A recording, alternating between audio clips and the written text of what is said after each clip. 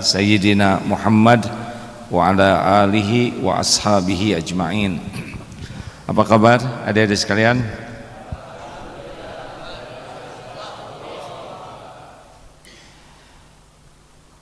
Siapakah orang yang paling sukses?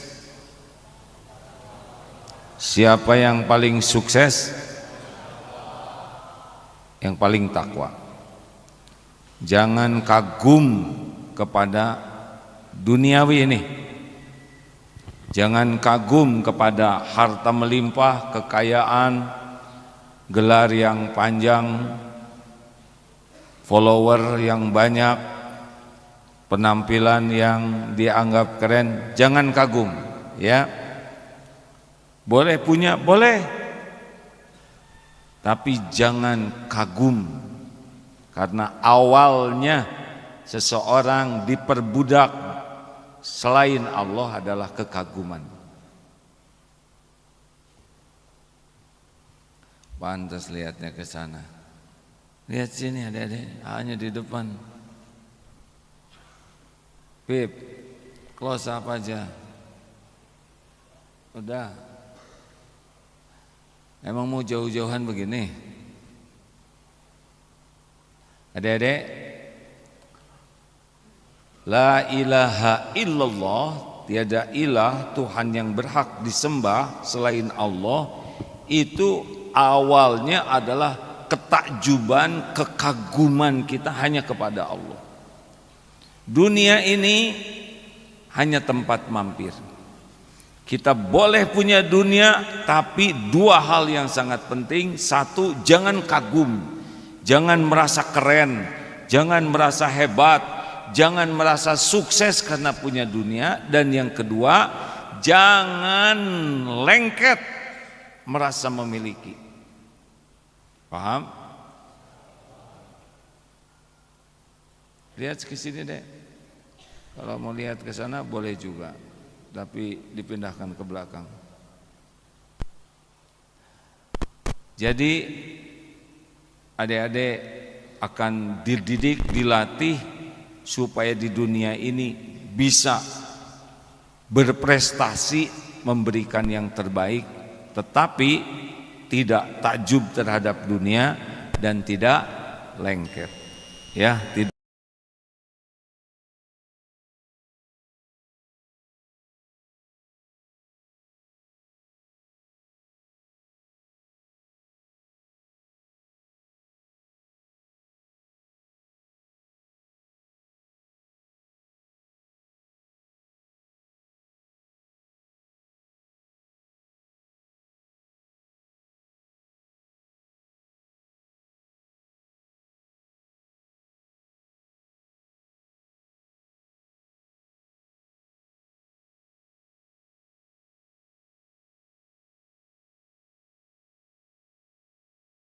Banyak orang yang zolim atau yang tidak ingat ke Allah, kasih followernya sangat banyak. Benar?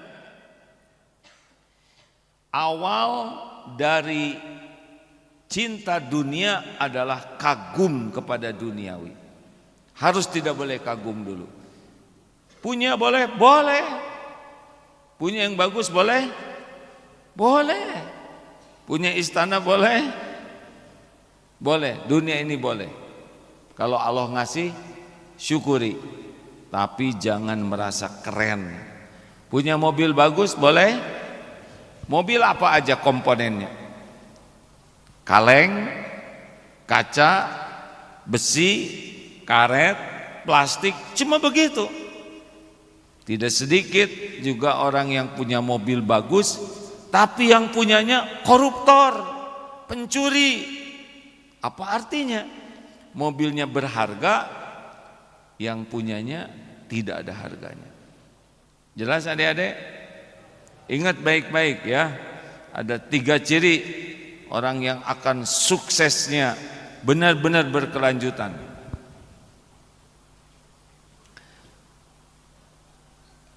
Jangan lupa kesepakatan kita, boleh ngobrol, tapi yang ngobrol berdiri.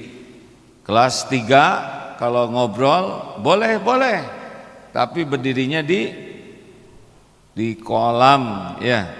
Kenapa kelas 3 berdiri di kolam? Karena kelas 3 harus jadi contoh kepada adik-adiknya. Tidak dilarang ngobrol, silakan saja, tapi yang ngobrol berdiri. Sepakat? Ada yang keberatan? Ada yang keberatan? Ya, di sini tidak ada hukuman. Yang ada adalah setiap orang memikul apa konsekuensi dari yang dia lakukan. Jelas? Jadi A tidak akan menghukum. Kalau ada yang ngobrol, ya karena dia memilih ngobrol, maka konsekuensinya harus siap berdiri dan masuk ke kolam. Sederhana bukan? Saya tidak mau masuk ke kolam, ya jangan ngobrol. Hidup ini memilih deh. Hidup ini pilihan. Pilihlah yang Allah sukai. Satu, apa ciri orang yang bekal sukses? Pembelajar sejati. Untuk jadi ahli takwa ini syaratnya deh. Pokoknya adik-adik, tiada hari kecuali nambah ilmu baru, wawasan baru, pengalaman baru yang bermanfaat.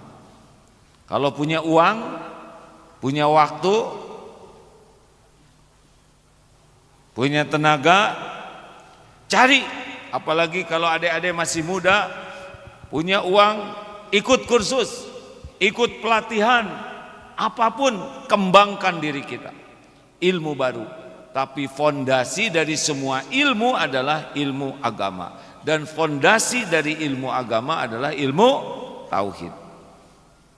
Ilmu tauhid, ilmu mengenal Allah, ilmu yakin kepada Allah. Karena kalau sudah tauhidnya bagus, seperti masjid ini nih, ini kita 3 lantai, ini fondasinya luar biasa. Kita sedang membangun masjid di Eko Pesantren 2. Harga untuk membangun fondasinya sangat mahal.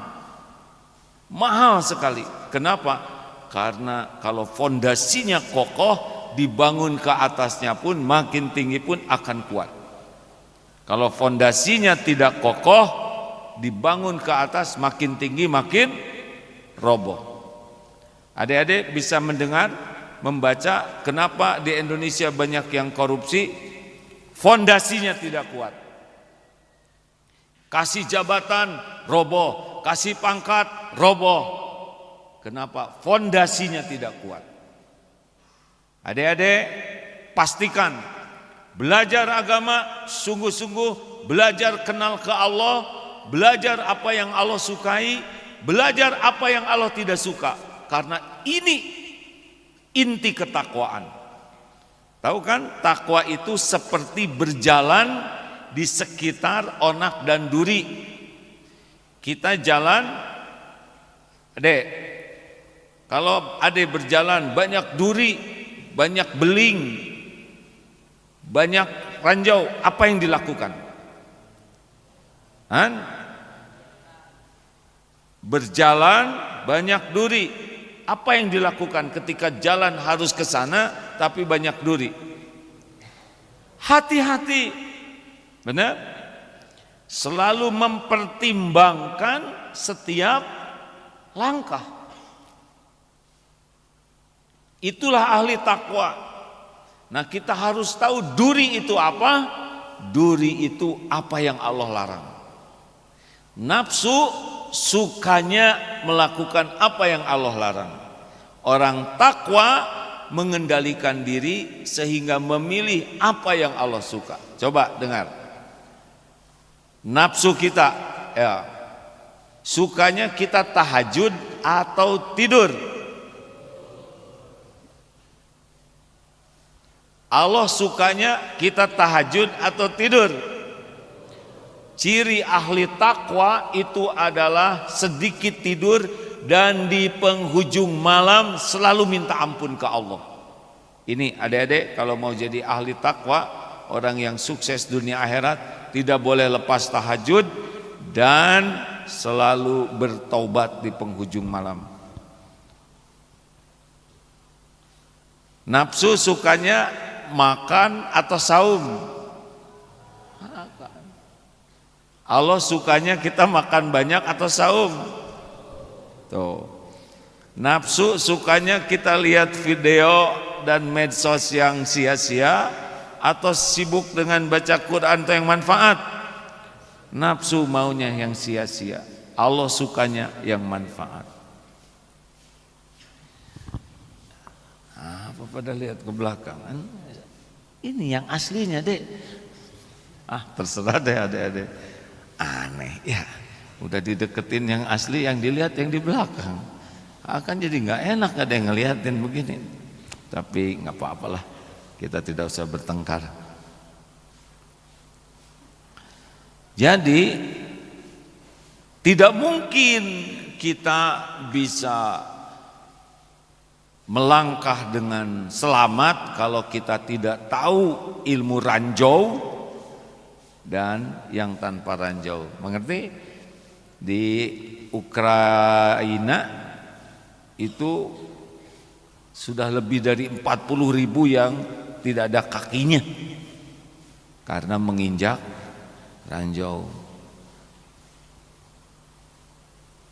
Kita kalau tidak tahu apa yang Allah larang, kita akan menginjak ranjau. Jadi pentingnya belajar agama, kita kenal kepada Allah, siapa pemilik jagad ini, siapa yang maha kuasa, siapa yang maha hebat, pemilik penentu segala-galanya, dan cari ilmu apa yang Allah suka. Allah suka itulah keselamatan, yang Allah larang itulah kebinasaan. Mengerti? Ujiannya apa? Ujiannya nafsu kita lebih senang kepada yang Allah tidak suka. Itu makanya orang berjatuhan itu kalau dia kalah oleh nafsunya. Belajar terus ya, Dek. Tahu mana yang paling mudah bisa mengenal Allah? Dari apa? Dari Al-Quran. Baca Al-Quran dengan terjemahnya. Harus. Kalau membaca Al-Qurannya saja baik, kalau ikhlas dapat pahala. Tetapi kalau baca Al-Quran dan memahami artinya, dapat hidayah, petunjuk. Paham?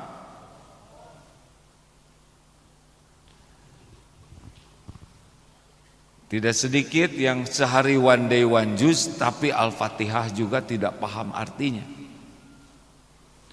Tidak sedikit yang membaca ayat kursi tapi tidak paham artinya. Padahal Al-Quran oleh Allah diturunkan kepada kita untuk dipahami. Bukan membaca Al-Quran itu salah dan jelek, bukan, tapi harus lebih dari itu. Adik-adik, pastikan kalau baca Quran dengan artinya, ya, karena dalam Al-Quran Allah memperkenalkan dirinya. Dalam Al-Quran kita tahu apa yang terbaik dalam hidup ini. Juga baca banyak tentang sunnah Nabi. Tanpa itu kita tidak punya fondasi. Adik-adik kalau melihat kenapa berjatuhannya para tokoh-tokoh terjerat berbagai kasus, penyebabnya adalah fondasinya lemah. Kuatkan terus fondasi. Beruntunglah adik-adik berada di pesantren. Tidak banyak remaja yang berada di pesantren, benar? Ada remaja yang karena ingin motor tidak dibelikan ibunya dan bapaknya, nauzubillah, dianiaya. Itu pasti fondasinya tidak ada. Ada yang ibu bapaknya meninggal dan anaknya bertengkar masalah warisan, pasti fondasinya lemah. Ada yang masa remaja, nauzubillah, Dek. Waktu itu suatu saat ada seorang ibu, lama ini ya, tahun 90-an, bergetar dan ayahnya itu sudah tidak bisa bicara banyak. Bawa anak perempuan SMP pakai jaket. Ternyata anak SMP ini hamil. Malu luar biasa. Sampai ibunya juga jadi depresi, tertekan. Kenapa? Karena fondasinya lemah sehingga tidak bisa menyikapi nafsunya dengan benar. Begitulah adik-adik berjatuhannya orang-orang karena lemah ilmu agamanya dan lemah kemampuannya mengendalikan nafsu. Maka adik-adik riadoh terus. Siap-siap jadi pecundang, siap-siap roboh, siap-siap jadi orang yang hina dan celaka kalau tidak punya fondasi ilmu agama dengan baik dan terus-menerus belajar. 2. Oh iya, orang yang paham ilmu agama bukan yang banyak ilmu pengetahuannya. Orang yang paham ilmu agama adalah orang yang mengamalkan. Wah, ini banyak ilmunya, cuma jarang sholat, dia tidak mengerti. Orang yang paham ilmu sholat adalah orang yang sholatnya bagus. Ini nilainya bagus nih, hafalannya, tapi kelakuannya tidak cocok, belum paham. Yang dimaksud orang yang paham agama yaitu yang mengamalkannya. Al-Quran diturunkan oleh Allah untuk diapain? Untuk diapakan? Diamalkan. Makanya ilmu seseorang itu bukan dilihat dari hafalannya, ilmu seseorang dilihat dari amalannya. Siapa di sini yang paling banyak pengetahuan agamanya? Lihat yang paling banyak mengamalkan. Keledai bawa buku banyak. Apa artinya banyak buku kalau keledai tidak mengerti? Benar?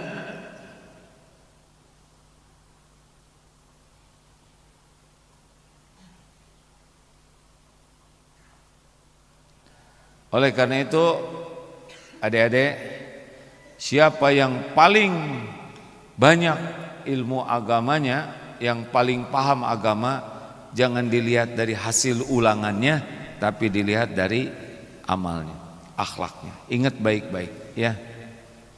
Mau ilmu hafal hadis sebanyak apapun, kalau dia tidak mengamalkan, untuk apa ilmu tersebut kalau tidak diamalkan? Paham? 2. Ciri yang kedua orang akan sukses dalam hidup ini adalah zuhud, tidak cinta dunia. Ini yang tadi dibahas. Pokoknya berjatuhannya para pemuda kalau sudah menganggap dunia ini keren, dunia ini hebat, dunia ini sukses. Tidak, jangan seperti itu. Yang sukses itu adalah yang menjemput dunianya jadi makin takwa, dan sesudah dapat dunia makin takwa, itu sukses. Jadi sebentar lagi ada pilpres, kita cari pemimpin yang paling mengenal Allah, paling berusaha taat kepada Allah, karena pemimpin yang takwa akan dibimbing oleh Allah dalam memimpin. Ya, inna akramakum indallahi atqakum. Carilah pemimpin yang paling kenal kepada Allah dan yang paling patuh kepada Allah sekuat tenaga. Perkara nanti siapa yang ditakdirkan jadi presiden Indonesia, itu terserah Allah nanti yang menakdirkan. Tapi kita berusaha memilih yang baik adalah amal soleh kita. Tapi ya tidak usah marah-marah, musuh-musuhan, mau apa? Tidak usah ya. Tetap pilpres ini tidak boleh merusak akhlak kita, tidak boleh merusak kata-kata kita, tidak boleh merusak hati kita. Bisa dipahami adik-adik? Sampaikan nanti ke orang tua, Pak, Bu, urusan pilpres jangan sampai membuat persaudaraan jadi rusak, hati jadi busuk, kata-kata jadi kotor, tidak boleh. Dari dulu juga sudah ganti-ganti presiden, biasa saja, benar? Dan jangan merasa bahwa solusi itu karena ada presiden. Tidak, solusi terbaik itu kalau Allah menolong kita. Benar? Siapa yang menciptakan kita? Siapa yang menghidupkan kita? Siapa yang memberi rizki? Siapa yang mengangkat derajat? Siapa yang menutupi aib dan dosa kita? Siapa yang bisa mengampuni? Siapa yang punya surga? Kita pilih presiden yang terbaik menurut pengetahuan kita dan hasil istiqoroh, tapi tetap kita tidak boleh bersandar kepada siapapun, karena yang menjamin kita adalah Allah Subhanahu wa taala. Jelas adik-adikku? Mau kuliah di mana? Ada yang mau di mana? Pengadilan? Madinah? Mudah susahnya kuliah di Madinah tergantung apa? Allah. Kalau Allah memudahkan, wa iyuridka bi khairin fala radda li fadli. Kalau Allah menghendaki kebaikan, tidak ada yang bisa nolak. Ada yang mau kuliah di sana, luruskan niat. Mau apa kuliah di sana? Supaya keren, supaya punya gelar LC, supaya disebut lulusan Madinah, itu duniawi. Saya ingin belajar, mudah-mudahan di sana saya bisa lebih mengenal Allah. Saya lebih paham apa yang harus saya lakukan dalam hidup ini. Jangan sampai karena merasa kuliah di luar negeri jadi keren. Allah tahu ini bukan mencari keridhaan Allah. Makanya walau kuliah di luar negeri sekalipun, di Madinah atau di mana sekalipun, kalau tujuannya hanya gelar, hanya untuk diakui oleh orang, hanya untuk dihormati orang, biasanya ilmunya susah diamalkan. Tidak mungkin semua orang kuliah di sana, benar? Kalau saya kuliah di swasta gimana? Mau negeri mau swasta, kalau bertakwa sukses. Tidak mungkin semua kuliah di ITB, nggak muat, ya. Tidak mungkin. Ingin ke sana boleh? Boleh. Minta tolong ke Allah, minta yang terbaik. Enggak dikasih, enggak apa-apa. Teman-teman saya ada yang masuk, saya enggak apa-apa. Terus aja belajar. Yang penting jadi ahli takwa. Karena yang sukses bukan lulusan mana-mana, tapi yang paling takwa. Boleh tidak kaya? Jawab. Kenapa boleh? Buat apa kita kaya? Acungkan tangan, untuk apa kita banyak uang? Mau tidak? Siapa yang bisa jawab? Dia pengen kaya deh. Apa? Supaya sedekahnya makin banyak. Bagus. Ada lagi, kenapa kita harus banyak uang? Kalau mau. Kayak nggak pengen banyak uang ini. Qadarullah, Allah menitipkan beberapa usaha ke A. Allah yang memilikinya. Dengan dititipi perusahaan, alhamdulillah, tidak usah bersandar kepada gaji ke siapapun, karena Allah cukupi lewat usaha. Dengan diberikan rezeki mandiri, kita tidak hutang budi ke siapapun. Kita bisa berzakat yang banyak, kita bisa sedekah, ngasih makan, beasiswa, banyak yang bisa kita lakukan. Maka kalau ingin dunia, bukan ingin dunianya, tapi ingin dunia jadi tambah ketakwaan kita ke Allah. Jelas? Adik-adik? Mau tidak?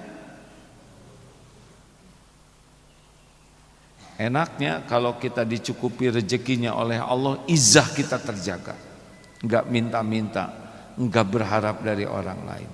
Jadi kalau ada ingin dunia, dunia yang menambah ketakwaan, dunia yang membuat dekat dengan Allah, dunia yang membuat kita bermanfaat. Kenapa harus sekolah? Jawab, supaya apa?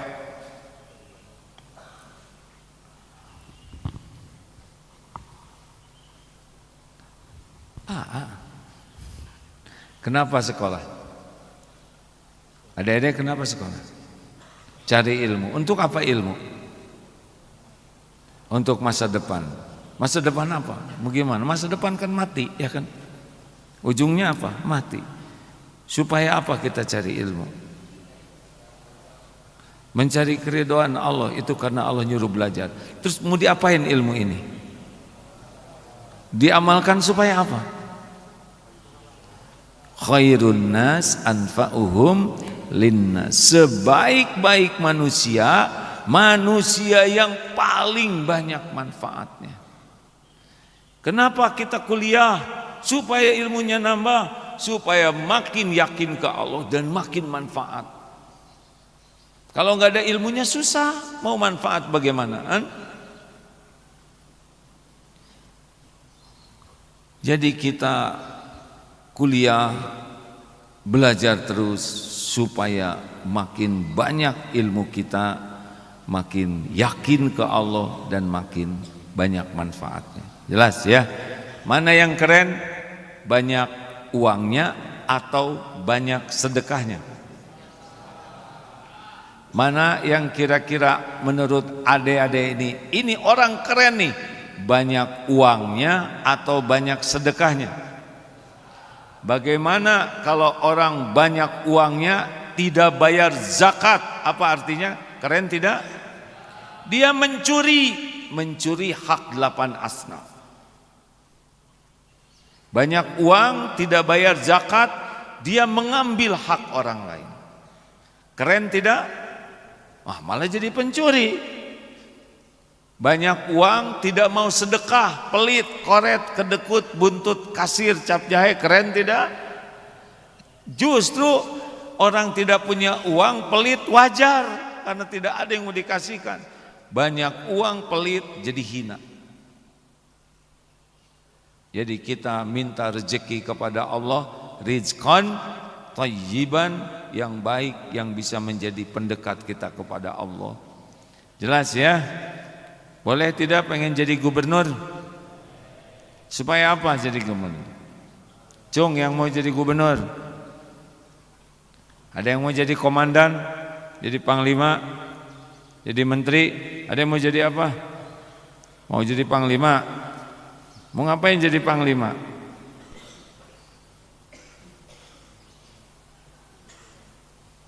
Menjadi orang bermanfaat. Kalau jadi komandan, ini punya teman komandan, prajurit yang belum bisa baca Quran siapa? Belajar sekarang. Jadi tentara tidak lama, suatu saat akan mati. Tidak mengenal Al-Quran, tidak mengenal petunjuk Allah, repot. Belajar. Sebelum lari subuh, sholat dulu. Keputusan komandan itu.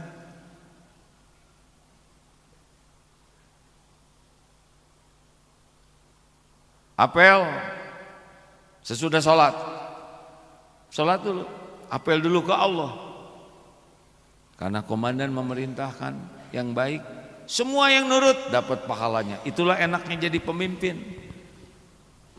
Tanda tangan, aturan makanan halal, jadi pahala. Jadi boleh ingin jadi pemimpin, boleh, untuk nambah ketakwaan dan nambah manfaat. Begitu? Jadi adik-adik gak usah terkagum-kagum sama dunia ini ya. Pokoknya hubbud dunia ra'su kulli khati'ah.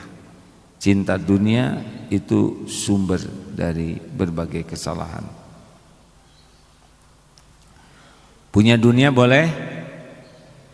Boleh tidak? Punya jabatan boleh? Populer boleh? Yang tidak boleh apa dong?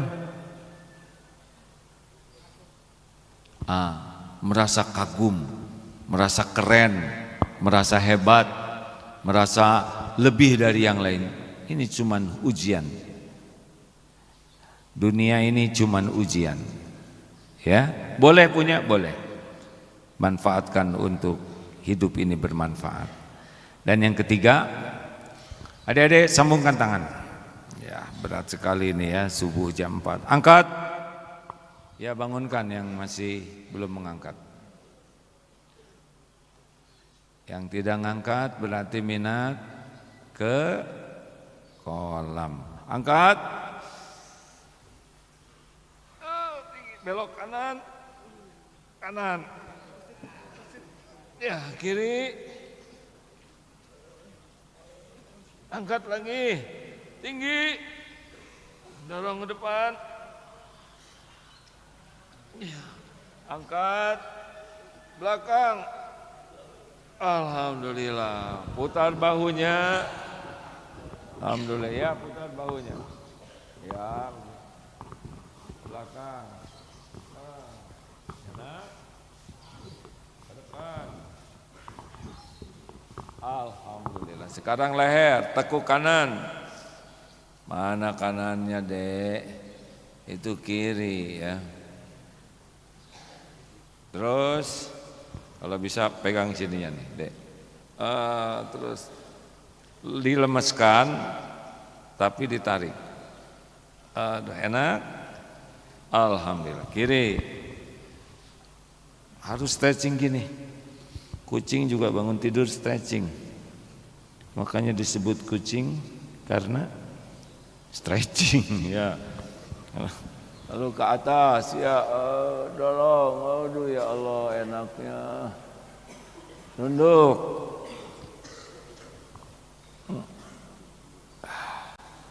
Putar. Putar yang lebar. Balas. Alhamdulillah. Setiap hari, Dek, begitu ya. Sudah bangun begitu?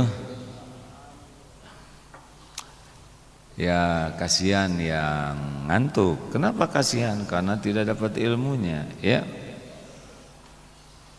Memang perjuangan bagi remaja, tapi adik-adik luar biasa. Bangun jam berapa tadi? Jam 3. Terus tahajud dulu. Mandi tidak?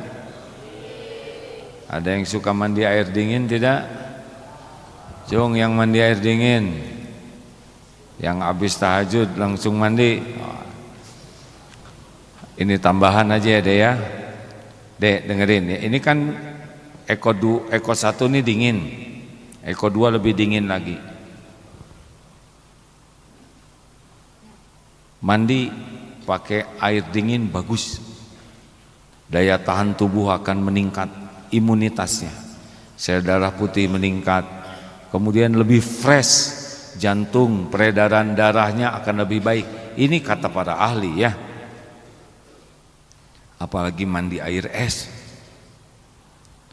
Itu jauh lebih nikmat. Benar deh. Akan jauh lebih segar. Maka usahakan kalau sebelum tahajud bisa mandi, mandi. Gak usah berlama-lama. Air dingin itu sangat menyehatkan. Terakhir, yang ketiga, apa tentang cinta dunia? Dalilnya ijhad fid dunya yuhibbukallah wajhad fima 'indan nas yuhibbukan nas. Zuhudlah terhadap dunia, Allah mencintaimu. Zuhudlah dengan apa yang di tangan orang, orang akan mencintaimu. Jangan ngarap-ngarap, jangan iri dengan rezeki orang, jangan ngarap-ngarap dikasih, gak usah. Aib, minta-minta itu aib, hina. Dengar baik-baik, minta-minta itu apa? Aib, hina kalau kita mampu. Kalaupun suatu saat kita terpaksa minta karena keadaan, mulut yang minta, hati tetap minta ke Allah. Dan pastikan balas budi. Jangan biarkan hutang budi. Kalau kita terus menerus begini ke orang, pasti kita dibuat hina. Jangan, sepanjang kita mampu, enggak ada minta-minta, ya. Kalau ada antrian makanan untuk kaum duafa, ikut antri tidak? Jawab. Kenapa tidak ikut antri? Kita bukan duafa. Kalau kita masih mampu, jangan. Pembagian roti untuk yang tidak mampu, kita mampu, jangan antri. Aib, dengarkan adik-adik, aib bagi kita. Minta-minta kalau kita mampu, aib. Ingin ditraktir orang, ingin diongkosin, padahal kita mampu, aib. Dengar baik-baik ya. Karena banyak orang yang punya jabatan, punya kedudukan, minta diongkosin, minta ini. Kalau kita mampu, kita bayar. Kalau nggak mampu dan tidak penting, nggak usah. Yang terhormat itu nraktir. Bagaimana kalau saya tidak minta-minta tapi saya dikasih? Kalau itu rezeki ya. Kita ditraktir rezeki, tapi jangan ngarep-ngarep ditraktir, membuat kehormatan kita jadi turun.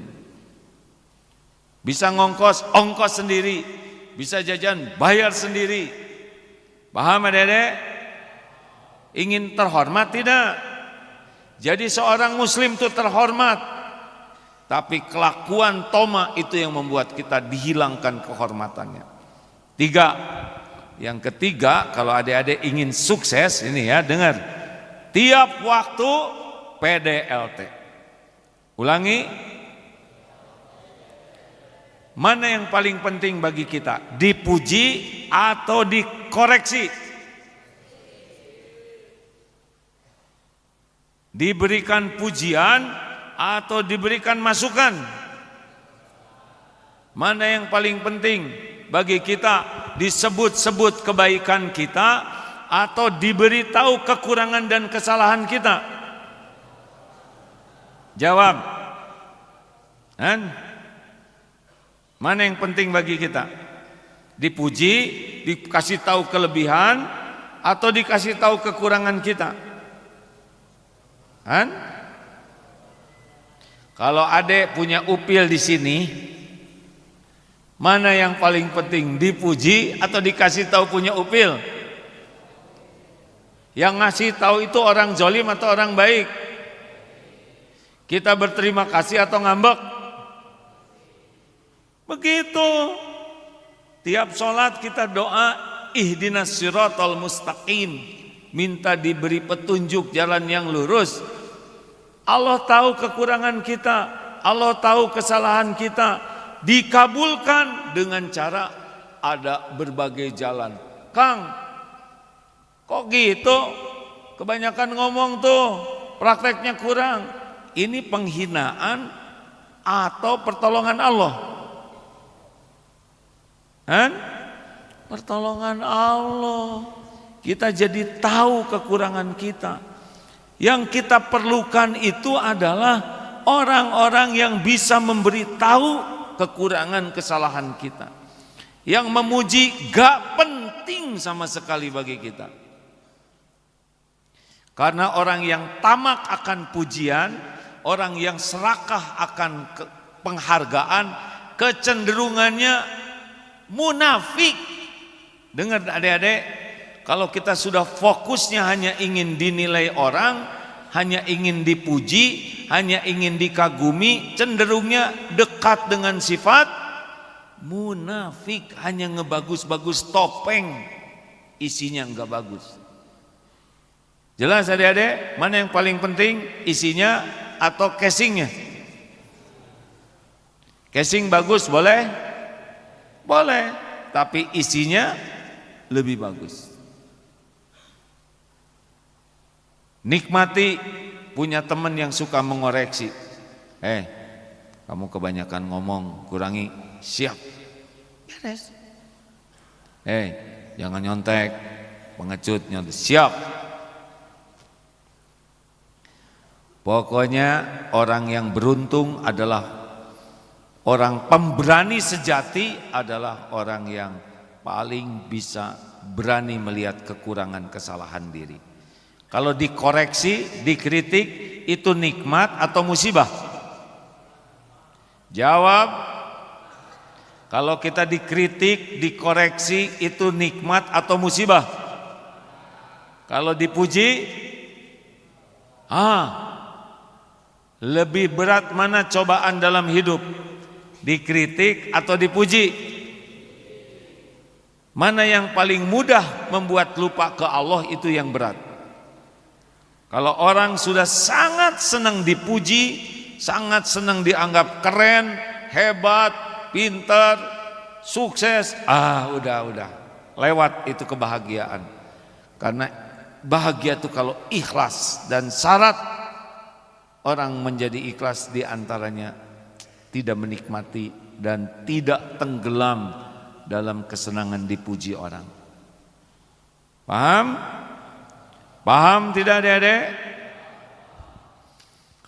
Maaf para pemirsa, beginilah ya kalau ngajar harus bersaing dengan rasa capek, ngantuk. Adik-adik ini bangunnya pagi sekali plus dingin.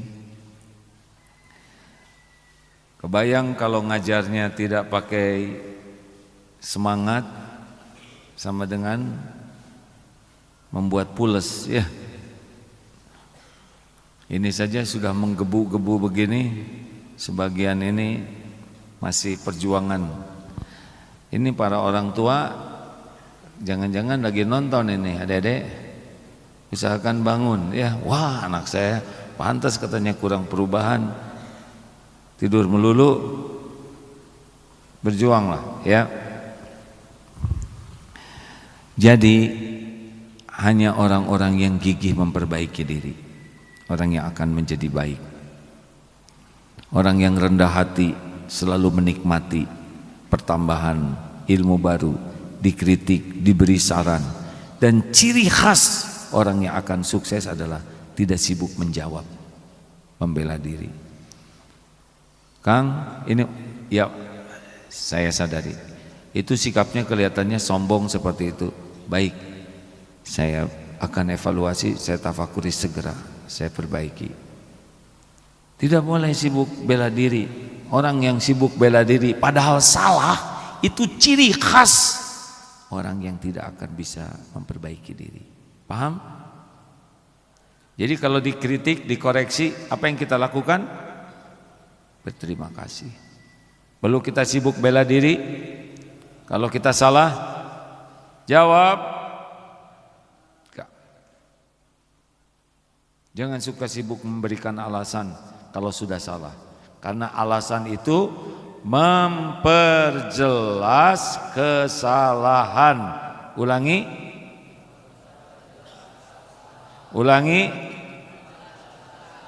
Orang yang salah dikasih koreksi tapi dia sibuk memberi alasan. Apa arti alasan?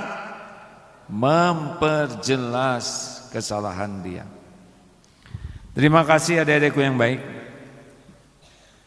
3 hal ini mudah-mudahan jadi pegangan. 1, pembelajar sejati, belajar dengan niat yang benar dan berusaha amalkan. Yang kedua, tidak cinta dunia walaupun kita sibuk dengan urusan dunia, tapi niatnya adalah ibadah, tidak lengket, tidak kagum, tidak merasa memiliki dunia ini. Dan yang ketiga adalah selalu sibuk PDLT, perbaiki diri dan lakukan yang terbaik. Apapun yang terjadi di dunia ini, perbaiki diri terus, perbaiki diri terus. Karena rezeki kita adalah ketika kita jadi lebih baik. Dan lakukan, jangan setengah-setengah, maksimalkan ya. Kalau bisa lakukan lebih daripada yang diharapkan orang. Baru kembali dari Jepang, salah satu sifat orang Jepang yang temui adalah ketika ditanya ini alamatnya, oh langsung beliau jalan menunjukkan itu, bukan sana, tidak, keluar dari posnya walaupun 40 meter beliau menunjukkan dan kembali lagi. Luar biasa, luar biasa. Suatu saat mau naik taksi, padahal wajar bagi kita buka bagasi sendiri. Oh tidak, jangan, kata beliau, arigato gozaimasu, terima kasih. Padahal hanya ngebuka bagasi, kita mau mengangkatkan, jangan, ingin diangkat sendiri. Luar biasa. Kalau kita bisa memberikan lebih, itu mantap. Adik-adik, di Jepang yang kemarin lihat, yang paling khas adalah sulit sekali mencari sampah. Jadi di sana itu salah satu aib kalau membuang sampah itu. Dan memang dendanya 10.000 yen, kurang lebih 1 miliar lah. 10.000 kan. Ya kali 100, berapalah, pokoknya banyak aja. Dan penjara 5 tahun. Tapi di sana tidak ada sampah dan sulit mencari tempat sampah. Jadi kemana itu sampah? Mereka meminimalisir, membuang sampah, menyampah, dan kalaupun ada sampah dikumpulkan. Ada sampah, tapi jarang. Bahkan dari 6 hari cuman sekali saja melihat ada petugas kebersihan. Itu juga yang dibersihkannya sedikit karena sudah bersih. Qadarullah, suatu saat anak pertukaran pelajar dengan pelajar Jepang. Apa yang dilihat di sana? Sebelum masuk kelas, semuanya murid plus gurunya membersihkan kelas itu bersama-sama. Dan yang dibersihkan bukan nyapu dan ngepel, tapi sampai ke kaki-kaki kursi, kaki meja dibersihkan. Luar biasa. Dibersihkan sampai ke kakinya. Dan sama-sama guru tidak nyuruh, tapi guru ikut bekerja bersama. Dan ketika guru masuk, tidak ada perintah diam. Jadi guru masuk, diam semuanya. Sudah tidak usah disuruh diam. Sudah mengerti bagaimana semestinya ketika guru ada. Ada lagi yang menarik. Beberapa pelajar Jepang itu kagum dengan pelajar Indonesia karena ngobrol terus. Malam-malam di asrama ngobrol. Mereka tuh kagum. Kok ini bisa ya? Malam-malam sibuk ngobrol, bukan sibuknya belajar, sibuk istirahat. Jadi yang dikaguminya giliran yang salah lagi. Itu cerita dari anak. Plus tidak ada toilet yang kotor. Di sana ke toilet umum tidak ada yang kotor. Padahal Islamlah yang sangat mengajarkan kebersihan, benar? Maka kemarin sudah minta ke semua pengurus yayasan BRTTT, BR3T. Apa BR3T? Bersih, rapi, tertib, teratur, terpelihara. Ini langsung berkonsekuensi kalau kelas, sekolah kotor, toilet kotor, maka sangat besar kemungkinan kepala sekolahnya akan diganti, diturunkan. Kenapa? Karena pendidikan karakter disiplin dari BRTTT ini. Jadi apa yang harus dilakukan? Kepala sekolah di rumahnya harus BR3T. Kalau di sekolahnya berusaha bersih, rumahnya tidak, dia tidak akan rapi. Maka dicek nanti semua rumah para pimpinan BR3T atau tidak. Kalau tidak, tidak bisa. Kenapa begitu penting? Karena di sini karakter orang yang tidak bersih, tidak rapi, tidak teratur, tidak terpelihara, pemalas, egois, tidak disiplin, tidak punya tanggung jawab, tidak punya rasa malu. Apalagi orang yang tidak BRTT itu pemalas, tidak tanggung jawab, tidak disiplin, zolim karena dia menempatkan sesuatu yang tidak pada tempatnya, zolim namanya. Tidak boleh santai seperti ini. Tolong diingatkan ini kepala sekolah yang hadir dan sebagainya, para guru. Ini adalah pelajaran Islam, bukan pelajaran Jepang. Jepang begitu diperlihatkan oleh Allah, tanpa iman begitu sudah bagus. Kita BRTT itu amal soleh. Paham? Adik-adik siap ini? Kalau nanti ada toilet yang tidak bersih, dikunci. Loh, kami gimana dong? Cari selokan. Ya.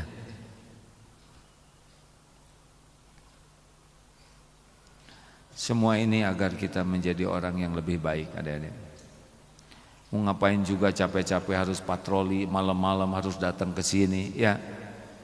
Semata-mata mudah-mudahan adik-adik bisa jadi lebih baik. Ada yang nanya, kenapa kok sangat serius kepada disiplin seperti ini? Sejujurnya ini hasil pendidikan orang tua. Ayah Aak seorang TNI, seorang prajurit. Sama, bangun tidur harus rapih, tidak boleh kerut-kerut. Kalau melipat selimut ujung dengan ujung diperiksa dulu. Ayah saya begitu deh, harus rapih, tidak boleh kendor. Luar biasa. Jalan tidak boleh bunyi, lok lok. Aduh, kalau bunyi bermasalah. Tutup pintu, oh kalau itu pasti masalah. Tutup itu, pegang pinggirnya, klek. Itu dulu ayah mengajarkan. Kalau makan, treng trong, oh masalah itu. Harus sangat dijaga. Ya dulu memang pendidikannya agak keras ya. Kalau salah, cungkir, merayap, begitulah. Kalau masalahnya besar, dikasih selang dikit. Ya, di sini tidak ada kekerasan. Tapi adik-adik harus dapatkan. Ya, saya dipendidikan oleh orang tua dulu waktu kecil berbekas. Syariatnya sekarang pesantren bisa seperti dengan izin Allah seperti ini. Kalau adik-adik berubah semuanya, Indonesia akan jauh lebih baik ke depan. Ada yang nanya, kenapa sekarang lebih semangat ngajar santri dibanding ke TV? Ini masa depan negeri ini. Di TV belum tentu ada yang nonton juga, enggak. Dan yang nonton belum tentu senang mempraktekannya. Ini setiap hari adik-adik dididik dan dilatih. Maka manfaatkan takdir ini sebaik-baiknya. Ya, adik-adik masa depan bangsa ini. Kita tidak tahu, siapa tahu yang jadi menteri di sini, yang menjadi jenderal, yang jadi panglima, yang jadi gubernur, siapa tahu takdirnya ada dari sini. Atau jadi ulama, atau jadi presiden. Tapi memiliki karakter baku, baik dan kuat. Apa karakter baiknya? Ikhlas, jujur, tawadu. Pegang ini fondasinya ya. Ikhlas itu bertauhid, jujur itu bebas dari munafik, tawadu itu bebas dari sombong. Apa karakter kuat yang harus kita miliki? Berani. Berani bukan masalah berkelahi, berani ngaku salah juga ada termasuk ini. Berani memilih yang Allah sukai. 2, disiplin, tiada prestasi. 3, tangguh. Tidak ada sesuatu yang dibuat mudah kalau ingin sukses. Semuanya harus dengan ketangguhan. Terima kasih adik-adikku sekalian. Semoga kita termasuk orang-orang yang dipilih oleh Allah jadi ahli takwa, dijadikan contoh kebaikan, dijadikan hidup penuh manfaat. Dan semoga Allah menolong saudara kita di Palestina. Allahumma salli ala Sayyidina Muhammadin wa ala alihi wa ashabihi ajma'in. Allahumma a'izzal Islam wal muslimin. Allahumma ansur mujahidin fi Palestin. Allahumma ansur ikhwanana fi Palestin. Allahumma arham ikhwanana muslimin wal muslimat fi Palestin. Ya Allah, tolonglah saudara-saudara kami di Palestina. Ya Allah, Engkaulah menyaksikan segalanya. Berikan kekuatan iman ya Allah. Jadikan mereka menjadi para waliullah, kekasih-kekasih-Mu. Hujamkan ketenangan, keberanian yang sempurna dalam bertarung melawan kebatilan ini ya Allah. Jadikan setiap yang wafat Engkau jamu menjadi syuhada. Jadikan setiap yang terluka, yang sakit Engkau angkat derajatnya, Engkau bersihkan dari segala aib dan dosa. Engkau ganti dengan kemuliaan setinggi-tingginya di dunia wal akhirat. Ya Allah, jangan biarkan kaum yang zalim berjaya. Engkaulah yang menggenggam kaum zalimin ya Allah. Cerai-beraikan, luluh lantakan, lemahkan ya Arhamar Rahimin. Mudah bagimu, Engkau penguasa langit dan bumi. Innaka ala kulli syai'in qadir. Persatukan umatmu ya Allah. jadikan saudara kami di Palestina ini menjadi bukti indahnya Islam, bukti indahnya orang-orang yang beriman. Taqabbal minna ya arhamar rahimin, innaka antas samiul alim, wa tub alaina innaka antat tawwabur rahim. Sallallahu alaihi wasallam. Para pemuda Palestina, pemuda hebat. Ujian lebih besar di Indonesia daripada di sana. Kita diuji dengan kemudahan, kelapangan yang membuat kita mudah lupa dan mudah maksiat. Di sana mereka selalu bersama Allah setiap saat. Subhanakallahumma bihamdik, asyhadu alla ilaha illa anta, astaghfiruka wa atubu ilaik. Teman-teman yang menyimak, warga Bandung dan sekitarnya yang mau datang ke Eko Pesantren 1 di sini, nanti jam 9 ada kajian umum. Kalau pekan kedua di Istiqlal, kalau pekan pertama di Masjid Eko Pesantren ini, silahkan hadir mulai jam 9 sampai duhur. Subhanakallahumma bihamdik, asyhadu alla ilaha illa anta, astaghfiruka wa atubu ilaik. Assalamualaikum warahmatullahi wabarakatuh.